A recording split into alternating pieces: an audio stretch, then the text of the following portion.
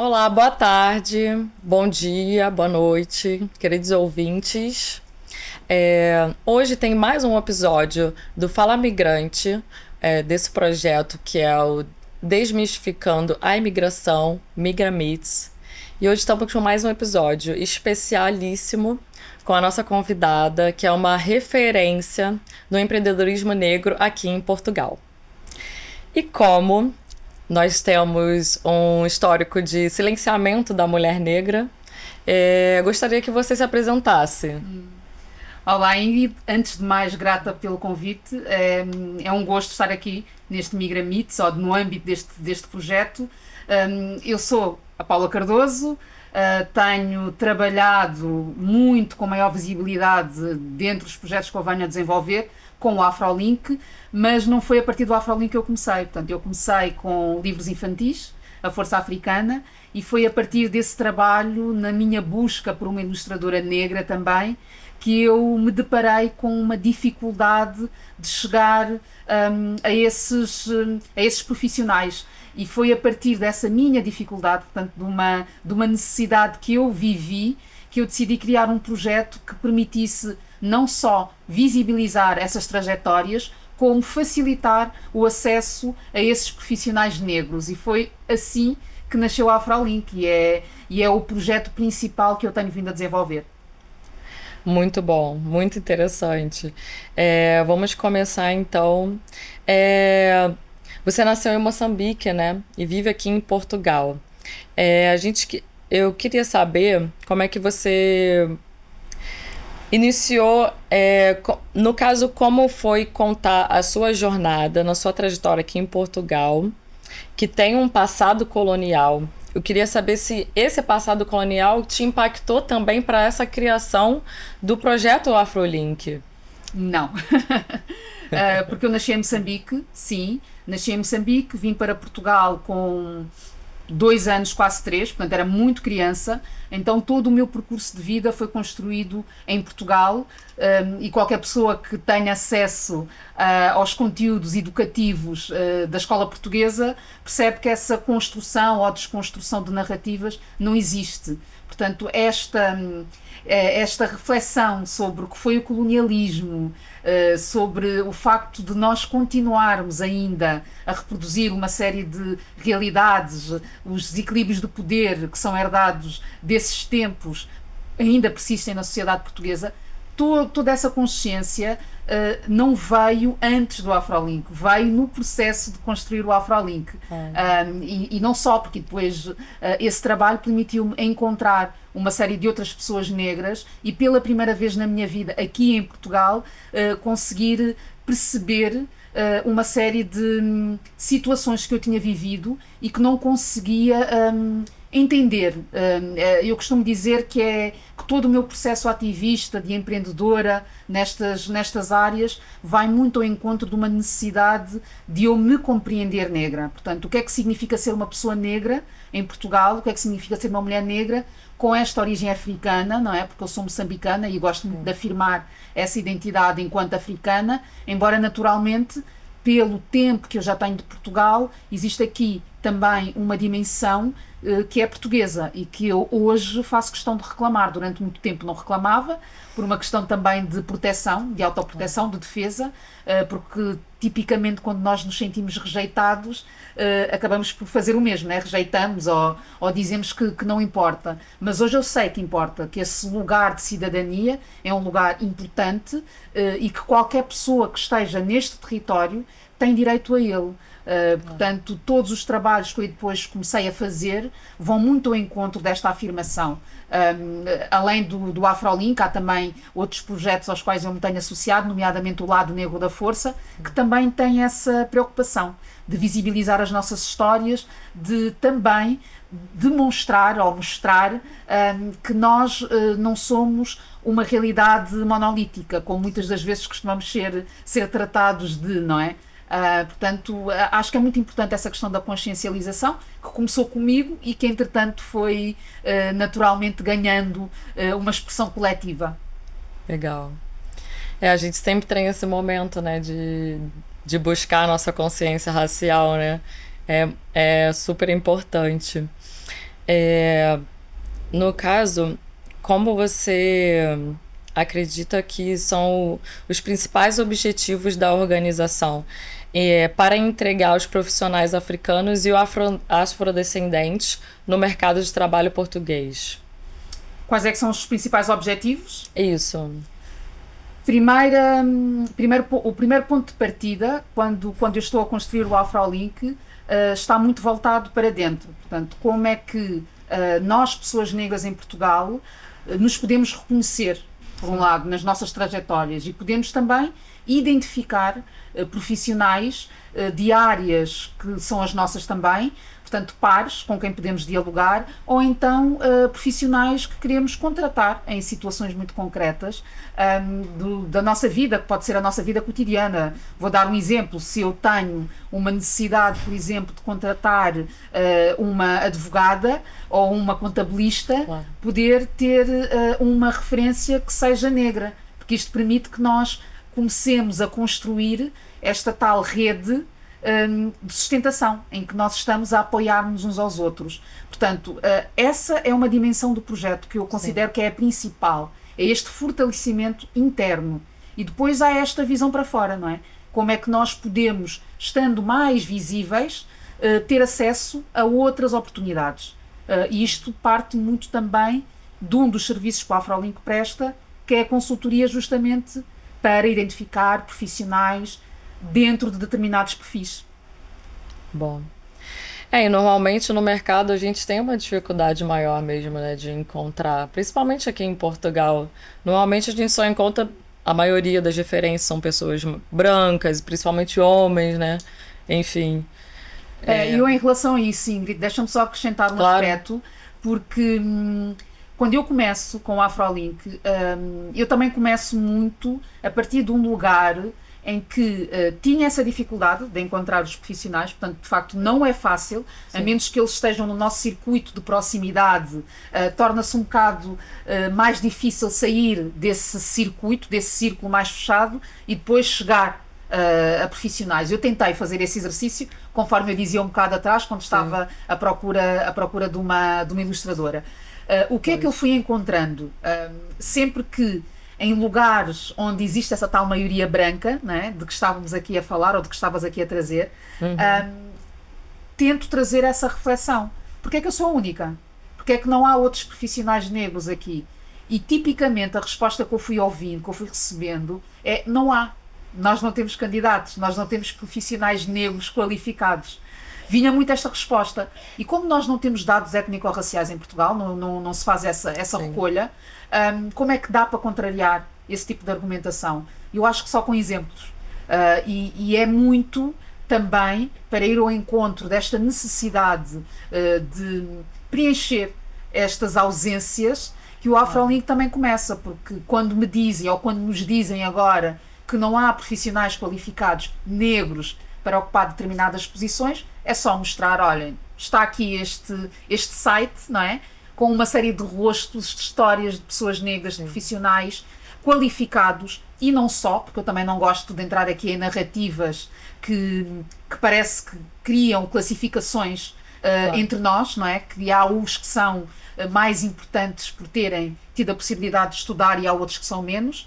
Não é disso que se trata, sim, é mesmo de nós podermos ter aqui um instrumento, uma plataforma, uma ferramenta que nos permita construir as nossas narrativas. E eu acho que é muito importante mesmo esse lugar que parte de nós, sem estarmos à espera que sejam terceiros a perceber o que é importante fazer. Com certeza. E acaba com esse argumento, né, de que como assim não existe, né? Você tem como agora encontrar, não é? Tem como encontrar. Exatamente. E se não encontrarem é só mandar um e-mail para o AfroLink e nós resolvemos. Que vocês encontram. Claro que sim, sempre, sempre. Com certeza. Entrando até nessa parte da pergunta que o Instituto Nacional de Estatística chumbou a pergunta sobre a origem étnico-racial nos censos que ocorreram em 2021. Foi por isso que vocês proporam exatamente para fazer a base de dados profissionais africanos. Eu queria falar também sobre a importância dessa pergunta dos censos, qual o impacto de existir esse dado na sociedade portuguesa? Porque se não tem esse dado, qual seria o impacto tendo esses dados? Ingrid, para mim é fundamental. Nestas lutas que nós temos vindo a travar já há décadas, no meu caso mais recentemente, mas é um bocado aquela questão dos nossos passos vêm de longe, não é? Não é por eu estar a começar agora que não tenho de conhecer o que já foi feito antes e de reconhecer, mais do que conhecer, esta questão de reconhecer. E há um problema enorme em Portugal com a questão racial, com a questão étnico-racial, que é justamente do reconhecimento. Portanto, quando nós tentamos ter conversas sobre racismo e falando sobre racismo estrutural, não é? Existe muita resistência, existe muito esta ideia de que, sim, existem pessoas racistas, mas isso não equivale a dizer que o país é estruturalmente racista. E eu entendo que ter a pergunta nos censos, fazer a pergunta, permite, de uma forma contundente, de uma forma objetiva, dizer, primeiro, Portugal tem X pessoas negras e de outras pertenças étnicas, enfim, permite fazer esta afirmação. A partir desta afirmação, também vamos conseguir traçar um retrato nacional sobre os lugares que ocupamos e as diferenças que nós temos, que são expressão de uma série, ou melhor, as desigualdades que nós temos, que vêm dessa tal diferença, que não é reconhecida como sendo uma fonte de desigualdades em Portugal, porque não é. A partir dos censos, deixa de ser, na minha ótica, possível dizer que ter um tom de pele mais escuro não significa ter maiores adversidades na vida. Portanto, que é isto que normalmente se diz. Não há aqui problema nenhum com cor de pele, o problema é a classe social. Portanto, quando nós eliminarmos os pobres, nós não vamos ter estas discussões raciais a acontecerem. Então eu acho que é mesmo muito importante nós conhecermos a realidade de forma objetiva, algo que a recolha estatística permite e que também permitirá a partir daí fazer o quê? Não é só a questão do reconhecimento no dia-a-dia, nas discussões que nós temos, mas e depois também é para a construção de políticas públicas. Nós precisamos de começar a construir políticas públicas que sejam direcionadas para necessidades específicas e que não sejam políticas públicas de faz de conta, que são as que nós temos muitas vezes. Nós achamos que existe uma realidade e vamos oferecer qualquer coisa dizendo que estamos a fazer. E depois o resultado fica sempre aquém daquelas que são as necessidades. E para mim, eu bato sempre muito nesta tecla da recolha de dados étnico-raciais, porque eu também sou defensora das cotas, portanto, medidas de ação afirmativa, nomeadamente cotas, e para que nós possamos ter cotas adequadas, aquela que é a proporção populacional, nós temos de saber, não é? Quantos somos. E esse levantamento continua a não ser feito, continua a existir muita resistência, porque as entidades que são as responsáveis pela legislação, pela regulamentação, sabem que a partir do momento em que estas informações se tornarem públicas, terão de ter uma responsabilidade para intervir noutro sentido. Com certeza. Vão ter que resolver os problemas. Pelo menos vão ter de fazer alguma coisa. Não podem continuar a dizer que não existe, não é? Exatamente. E né? Normalmente o governo ele é muito marcado por isso, né? Por esconder ou botar embaixo do tapete. Então, enfim. Eu queria que você compartilhasse os marcos significativos que o Afrolink já alcançou até agora. Apesar dos desafios raciais resistentes de Portugal. Bom, como a gente não tem dados do próprio governo português, mas a gente tem dados do Afrolink, né, que pode compartilhar com a gente, né, nesse sentido. Então, eu queria saber se você pode compartilhar algum marco assim, significativo. O Afrolink tem sido assim, uma viagem incrível. Aliás, todo o meu processo de construção e reconstrução a partir desta procura, não é? Identitária também, desta necessidade de afirmação da minha negritude neste contexto, do que é que ela significa, enfim. Todo este meu processo tem-me permitido perceber, por exemplo, que há muitos dados disponíveis, há muitos estudos sobre a presença negra em Portugal. Há muita informação que já está disponível. Tanto mais que agora nós temos o Observatório, não é? Um observatório em Portugal, liderado, o Observatório do Racismo e da Xenofobia, que é liderado só por pessoas brancas e sem complicado.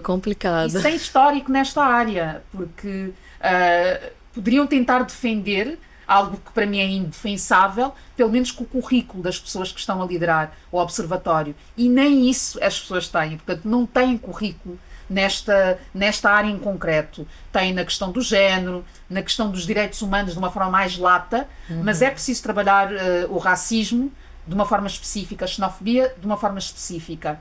E Portugal não o faz. Portanto, pensando aqui em marcos do AfroLink, obviamente só este caminho de eu poder ir identificando profissionais e poder a partir desse lugar sentir também em mim uma espécie de crescimento, porque é como se eu tivesse de alguma forma, como se eu fosse um puzzle, vamos colocar a questão nestes termos, eu sou um puzzle e eu a partir de determinada altura da minha vida percebi que há muitas peças que estão fora do lugar ou que nem sequer lá estão, que faltam. E o AfroLink tem-me permitido compor esse puzzle, rearrumar uma série de coisas que não estavam no lugar certo. E em termos de marcos, eu diria que o facto de termos um mercado, portanto, nós começamos no online, primeiro num grupo fechado no Facebook, depois, entretanto, o grupo fechado permitiu criar ali uma identidade num site, portanto, a forma como a maior parte das pessoas conhece o AfroLink é a partir do site, www.afrolink.pt ou www.afrolink.pt, e a partir do site começamos a ter esta visibilidade, até porque nós chegamos em ano de George Floyd.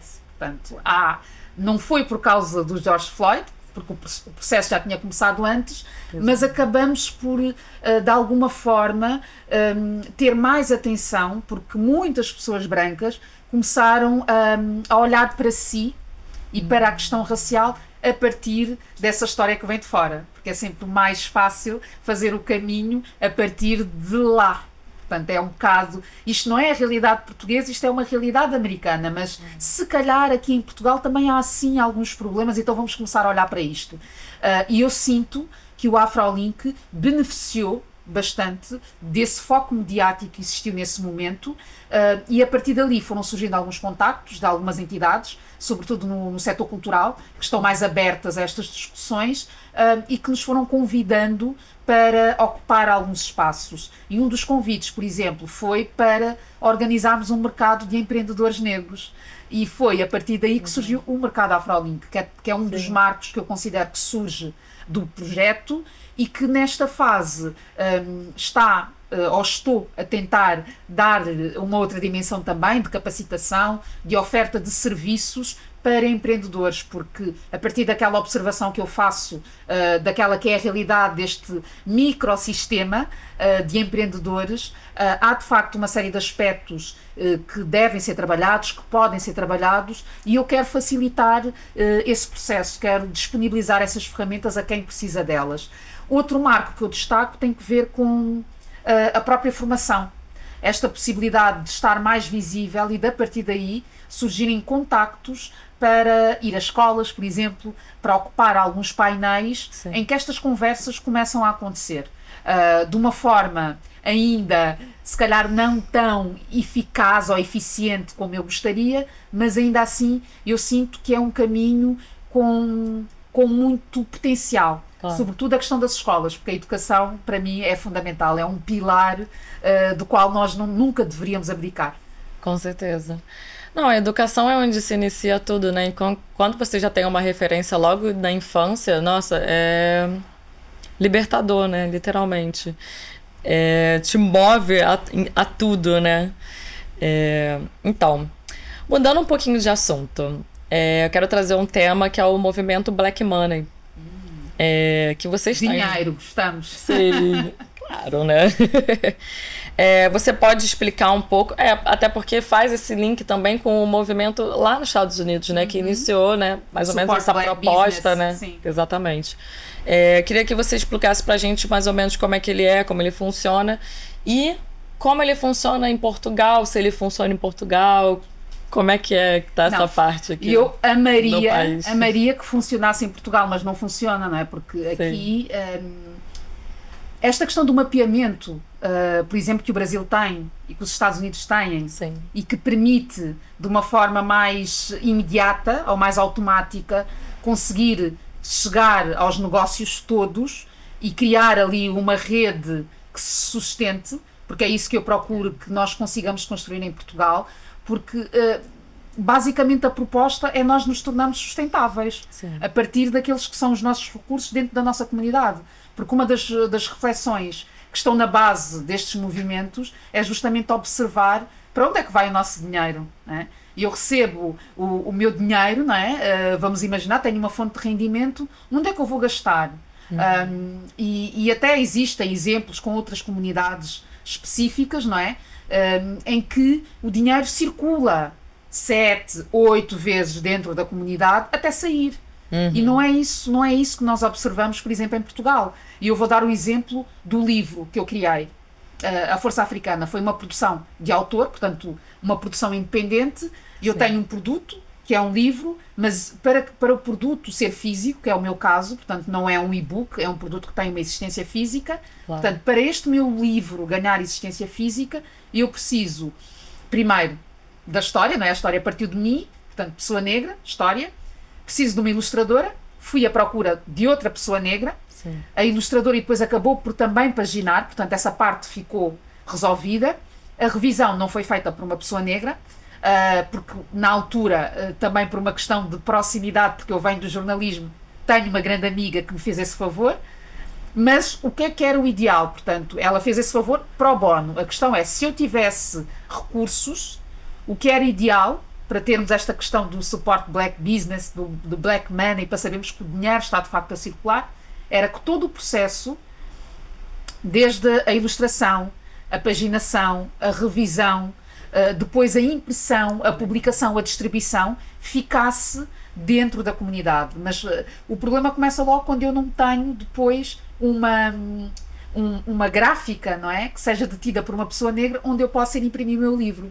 Portanto, ali quebrei logo. Portanto, eu só consegui chegar até ao ponto em que consigo contratar um profissional para desenvolver o projeto comigo. Depois, os grandes meios de produção, quando chegamos a esta fase dos grandes meios de produção, temos ali ainda um bloqueio. Por isso é que acho que este grande crescimento que aconteceu, por exemplo, nos Estados Unidos, Sim. vem muito deste poderio económico que algumas pessoas negras começaram a ter, Claro. também porque se organizaram, não é? Nomeadamente no setor da música e noutros. Portanto, começou a existir este agrupar, esta união, e essa união deu resultados. O que eu adoraria ver acontecer aqui em Portugal é esta questão e que eu já tentei fazer, portanto, mudei de casa no ano passado, e neste processo de mudar de casa, qual é que foi a minha preocupação? Que a empresa de mudanças fosse de uma pessoa negra ou de uma pessoa imigrante, portanto, e é este tipo de consciência que eu acho que é fundamental nós tentarmos trazer para o nosso cotidiano. Portanto, como é que eu, com o meu dinheiro, posso fazer com que ele tenha mais valor? E para mim ter mais valor é colocá-lo a circular dentro de comunidades subrepresentadas que, a partida, não dispõem dos mesmos canais de acesso. Claro. E parar de enriquecer as empresas, né, brancas, que a gente só dá dinheiro para elas. E que muitas das vezes a escolha fácil... Praticamente. Porque nós depois muitas das vezes olhamos, e eu também já estive nesses impasses, mas se eu for comprar nessa tal empresa do branco, como existe aquele canal que já está tão oleado, consigo se calhar um preço mais baixo, não é? Sim. E também existe esse problema de nós queremos regatear muito quando estamos entre a nossa comunidade. Sim. Mas não podes fazer assim um preço assim mais camarada e tudo mais, que é uma coisa que nós não fazemos quando vamos, não é? Sim. Comprar nos espaços de maioria branca.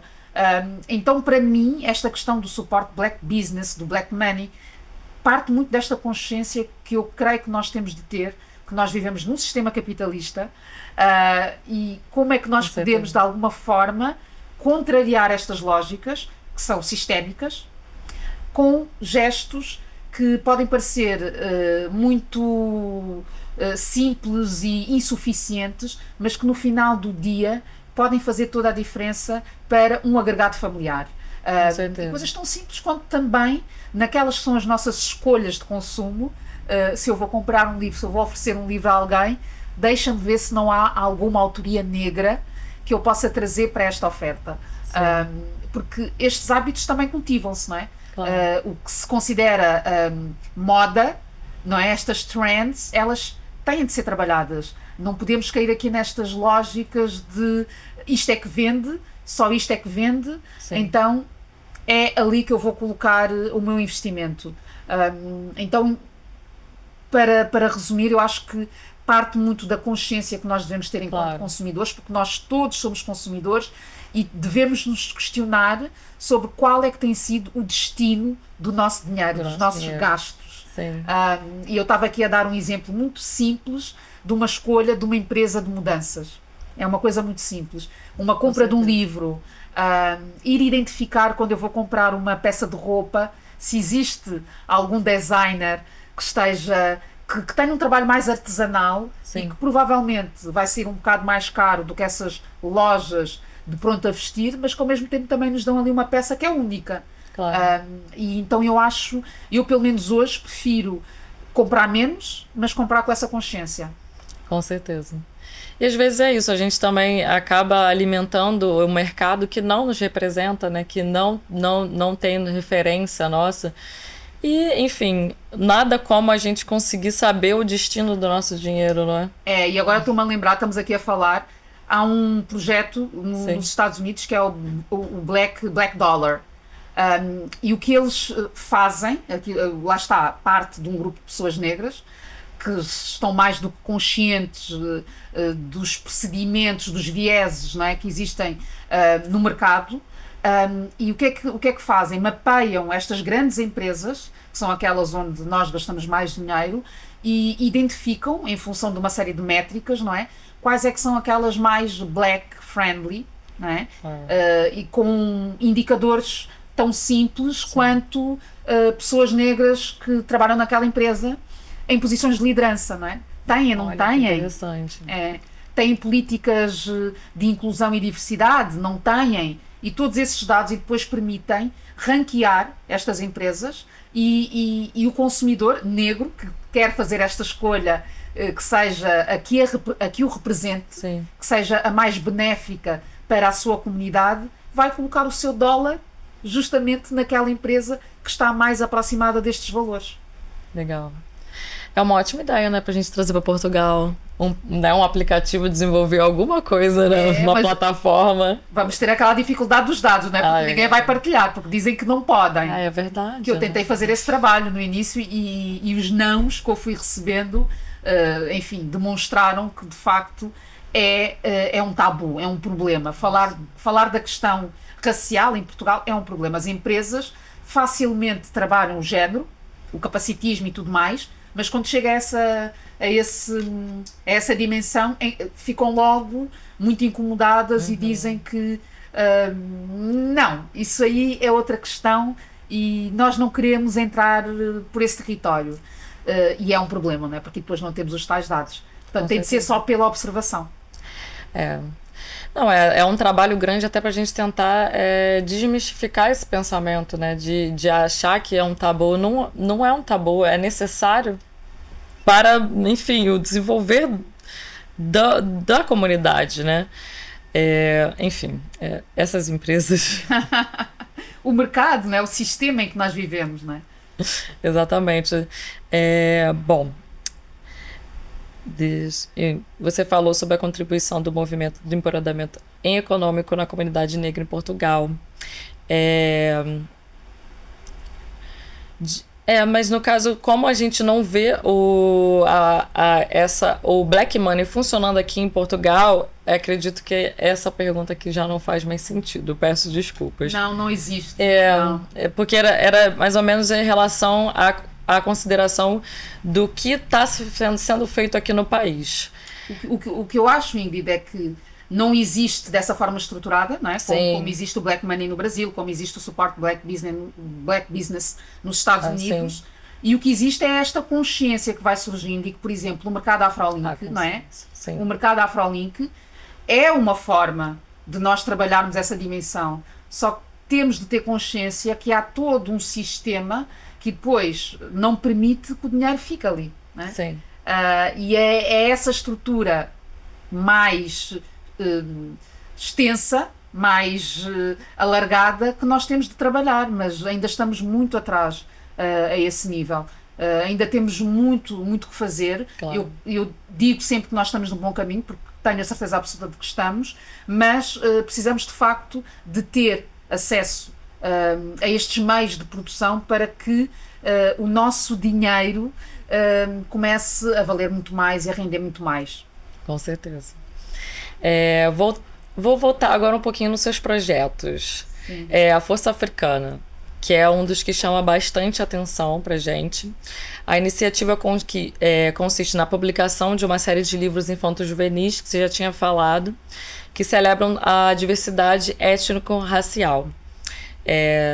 Tem autoria sua e também as ilustrações de Irene Felipe Marques. O projeto promove a inclusão de crianças africanas e afrodescendentes a partir da criação de heróis que representam. De onde veio essa inspiração para lançar essa coleção que celebra a cultura africana e como a iniciativa foi recebida pelas crianças? Como é que foi essa parte? A inspiração é muito fácil, porque a inspiração é a minha vivência. Porque quando eu começo justamente a fazer estas reflexões mais estruturadas sobre a minha identidade, sobre o racismo, sobre o impacto que ele teve, o impacto destrutivo na construção da minha identidade, como ele afetou a autoestima, a autoconfiança, todos esses elementos, quando eu começo a ganhar uma consciência muito concreta de como é que tudo isso me foi acontecendo, eu decido, naquele momento, que a via de transformação só poderia ser pela educação. Portanto, não há, porque mesmo o Afrolink para mim tem essa componente pedagógica. Então, eu quando começo a refletir, eu chego logo a esta necessidade de escrever. Porque eu venho do jornalismo, imprensa escrita, portanto é uma ferramenta que eu tenho e era mais fácil para implementar. Sim. Portanto, foi esta conjugação de fatores. Então eu começo a escrever a Força Africana desse lugar, de criança ou de ex-criança que nunca teve um livro com personagens nos quais se pudesse rever. Muito também, claro que essa viagem eu também começo a fazer muito a partir dos meus sobrinhos. Eu tenho 5 sobrinhos, com idades que vão dos 8 anos até aos 23, portanto tem aqui... há aqui uma franja etária muito dispersa e dentro desta dispersão existe um denominador comum, que é a ausência de livros que falem para a sua identidade, que é a nossa identidade. E justamente por reconhecer que começavam a acontecer nas trajetórias dos meus sobrinhos algumas experiências como aquelas que eu vivi, eu comecei a mobilizar-me. Porque não é admissível que mais de 30 anos depois de eu ter passado por aquelas experiências, que os meus sobrinhos estejam a passar pelas mesmas violências. Não faz sentido. E eu, quando chego a esse lugar, eu pergunto o que é que eu posso fazer. Comecei por escrever a Força Africana. Portanto, a resposta veio daí. Sim.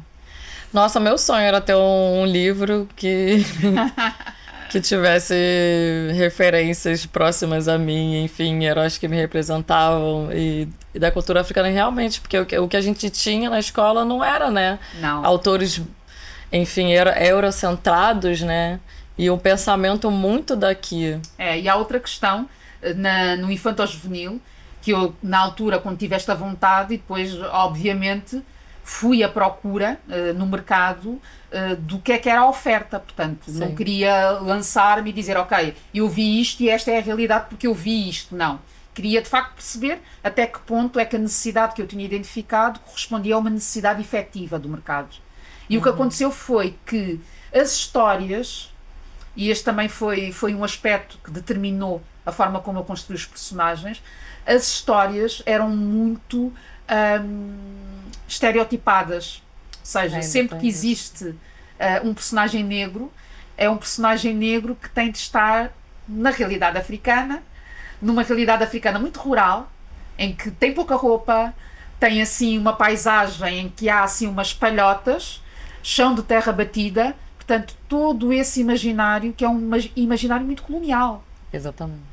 E foi também a partir daí que eu disse: não, têm de ser super-heróis com um aspecto que é um aspecto daqui, porque é esta realidade onde eu estou, onde eu cresci, e as crianças que vivem aqui em Portugal, as crianças negras, as crianças afrodescendentes, as crianças africanas, enfim, que se vão identificar com estes personagens, têm de sentir que também elas têm poderes. Não pode ser aquela Legal. história, como eu encontrei muitas vezes, que é a história para falar da diferença, em que se fala da diferença a partir das cores do cabelo, não é? Mas que no final do dia os protagonistas são os mesmos. Então, para mim, foi muito importante trazer personagens com superpoderes que resolvessem mistérios. Portanto, trazer aqui esta dimensão de aventura. E estavas a perguntar sobre o acolhimento das crianças e depois eu acabei por não responder. Eu recebi feedbacks, não é? Retornos que ainda hoje me deixam muito emocionada, porque são partilhas de pais, não é? Que me dizem coisas como: a minha filha pediu uma trança azul porque a Bija Gosch, que é uma das personagens, tem tranças azuis. A minha filha reconheceu a ama que ela tem, não é? A babá, nesta personagem. O meu filho, quando eu lhe estava a ler a história, disse: olha, mamã, este sou eu, aquele é humano. E todas estas possibilidades para mim foram elas que me fizeram fazer a Força Africana. Claro que eu faço deste lugar que é muito pessoal, não é? Das minhas dores pessoais, mas sempre com este foco na transformação. Como é que eu posso contribuir? Eu coloco-me sempre esta pergunta: como é que eu posso contribuir para a mudança que eu acredito que tem de acontecer? E então a inspiração, na realidade, ela está sempre presente e está sempre a vir de várias formas, e por isso é que também estou sempre envolvida em muitos projetos. Sim. Porque há tanta coisa para fazer, há mesmo tanta coisa para fazer. Tem muita coisa para fazer, né? Tem. E é muito legal essa ideia de fazer super-heróis, porque a gente tem poucas referências, né, de super-heróis negros. Você vê que agora que tem o Pantera Negra... Não, óbvio, a revistinha já é de muitos anos, mas o quanto tem impacto, né? O Pantera Negra é um dos poucos, né? É incrível. Não, e o sucesso que foi, não é? E o sucesso que foi, e tem sido, né? Ainda se mantém, enfim. Mas continuamos presos a essa necessidade de fazer muito sucesso para ser valorizado, não é? Isso. Que é um tipo de pressão ainda que as produções brancas não sofrem. Exatamente. Portanto, não sofrem. Um produtor branco que apresenta um filme medíocre vai ter a oportunidade de voltar a fazer outro, e outros. Portanto, não vai ser um marco, não vai ficar ali fechado naquela sua primeira produção. Tem outras possibilidades. E é algo que eu também observo, não é? Que é... Nós temos de continuar a fazer, por isso é que eu defendo muito esta questão de o que é que nós podemos fazer sem essas externalidades, porque acho que as externalidades também nos distraem muito daquela que é a nossa luta, acho que há uma luta coletiva, que é de todos e que todos têm de facto de estar ali presentes, e que era desejável que estivessem, eu sei que não estão, mas que era desejável que estivéssemos todos a puxar para o mesmo lado. Isso não acontece por uma série de questões, mas justamente por termos consciência de que isso não acontece, de que forma é que nós, dentro daqueles que são os recursos de que dispomos, conseguimos fazer a diferença. E para mim este é um ponto de viragem fundamental que eu procuro trazer. Claro que tenho consciência de que os passos e depois são muito mais pequenos, desta forma, mas também acho que eles são muito mais sustentáveis e mais seguros também. Com certeza. Continuando no livro, o primeiro livro lançado foi O Sol Desapareceu. Será que foi roubado? Quais temas ele explora e quais as mensagens ele transmite aos jovens leitores, especialmente considerando o contexto português? Então, toda a construção, a mensagem principal para mim que a Força Africana traz é esta de que todos nós podemos ser super-heróis. Esta é a mensagem principal. A partir, lá está, desses protagonismos negros. Porque eu quero mesmo que no final do dia as crianças, todas elas, portanto, brancas, negras, sejam elas de que pertença, de que realidade, consigam ver nas pessoas negras heróis também. Portanto, que não exista este lugar de exclusividade. O protagonismo não, tu não podes ser protagonista porque o protagonismo foi algo foi uma realidade com a qual eu tive de lidar enquanto ia crescendo, nas peças da escola, por exemplo. Sim. As pecinhas de teatro, nunca havia lugares para nós, porque as professoras também, não é? As educadoras, têm aquela mente fechada. Portanto, sim, se conheceram a Capuchinho Vermelho branca, não é? Nunca na cabeça dela ela poderá ser negra. Então isto foi algo que nos aconteceu, que me aconteceu, que aconteceu a muitas pessoas, e poder trazer aqui um livro em que esta é uma possibilidade de pessoas negras serem aquelas que são as protagonistas, para mim é uma mensagem fundamental. E depois, obviamente, o próprio livro, a forma como o livro está construído, pretende educar sobre a realidade africana de uma forma positiva. Porque há muitos vieses em relação àquela que é a realidade africana. E eu trouxe aqui alguns, aquela questão da palhota, a pessoa pouco despida, quando basta ir visitar os países africanos para encontrar, portanto, há muitos países, não é? São mais de 50 países, há realidades muito distintas, sim, mas há esta contemporaneidade, porque nós vivemos num mundo global, portanto, há estas influências. Mas lá está, naquela que é a reprodução das narrativas, continua a existir este imaginário super colonial. E para mim também é muito importante desconstruir esse imaginário. Daí os personagens terem uma apresentação que é uma apresentação contemporânea, destes contextos de múltiplas influências. Essa é outra questão. E depois um aspecto que para mim também é fundamental na Força Africana e que eu quero que continue a ser dessa forma, nesta questão da desconstrução da ideia que se tem da África, é trazer factos. Portanto, a história é ficção, é ficcionada, justamente à volta do desaparecimento do Sol e da necessidade de nós nos unirmos para resolvermos problemas, mas e depois, ao longo da história, ao longo desta ficção, existem apontamentos que são balões, portanto, à parte da história, que nos ensinam aspectos sobre o continente africano. Portanto, muito com foco nos países de língua portuguesa, os países que foram ocupados por Portugal, mas não só, não se esgota aí. E eu acho que isso é fundamental. Para mim foi um processo de aprendizagem riquíssimo, porque eu tive de pesquisar para chegar a essas informações e acredito que também é um ponto essencial para as próprias famílias conseguirem ter conversas sobre alguns aspectos de africanidade. Porque quando nós observamos para aquela que já é a realidade de muitas famílias negras em Portugal, já não tiveram a experiência africana, portanto já estamos a falar de afrodescendentes. E se não tiveram essa vivência, como é que estas pessoas que não tiveram a vivência, que não estudaram, os currículos são aquilo que nós sabemos, sim, como é que elas vão conseguir ter informação para passar aos filhos, mesmo que queiram? Então a Força Africana quer também trazer esse espaço de diálogo dentro das famílias sobre, sim, aquilo que é a riqueza africana. Nossa, sensacional. A gente está já chegando para o final. Eu tenho mais uma perguntinha para você, Paula. Para a gente encerrar um pouco, eu queria que você dissesse quais são os seus planos futuros pro Afrolink. Se você também tem alguns planos relacionados ao Black Money. E na sua série dos livros infantis, você já tem algum para sair, para lançar, enfim. Quando é que este programa vai ser emitido? Olha, temos 3 semanas. 3 semanas de episódio para sair, aí depois é o próximo. Portanto, vai ser em outubro. Sim, não é? Exatamente. Estava aqui só a pensar naquela que é a minha agenda e em coisas que estão a acontecer na minha vida. Adoro. Mas a nível da Afrolink, Sim.